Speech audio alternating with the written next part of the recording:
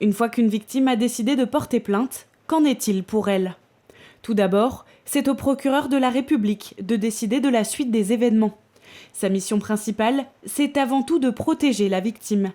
Pour cela, plusieurs dispositifs existent, comme l'éviction du conjoint violent du domicile ou encore l'attribution d'un téléphone grave danger par exemple. Il s'agit en fait de confier un téléphone portable à une femme ou à une victime de violence conjugale pour que si son agresseur, qui a normalement une interdiction d'entrer en contact avec elle ou de se rapprocher d'elle, devait chercher à le faire, elle puisse déclencher le téléphone portable qui est relié via un dispositif téléphonique en direction des commissariats. Après un dépôt de plainte ou qu'une décision de justice est rendue, les victimes sont orientées vers des associations ou des structures spécialisées dans l'aide aux victimes et à l'accompagnement juridique et psychologique.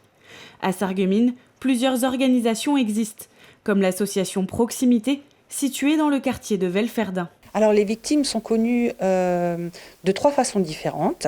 Soit elles appellent directement au numéro du siège de l'association.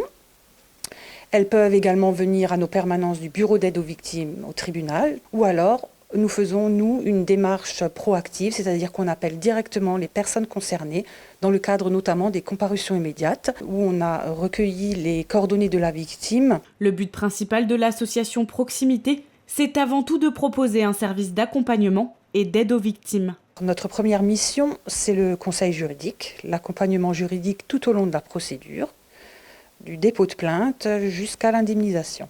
La prise en charge de ces victimes, c'est avant tout de les faire aller de l'avant. Pour cela, l'association Proximité a mis en place des séances avec une psychologue.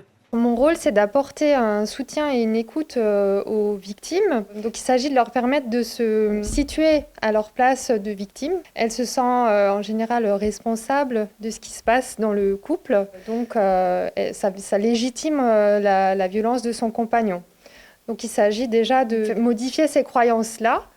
Donc, c'est quelque chose qu'on amorce ici et qui est poursuivi à l'extérieur, puisque mon rôle, c'est aussi un rôle d'orientation. J'oriente en fait vers des suivis en libéral ou en CMP.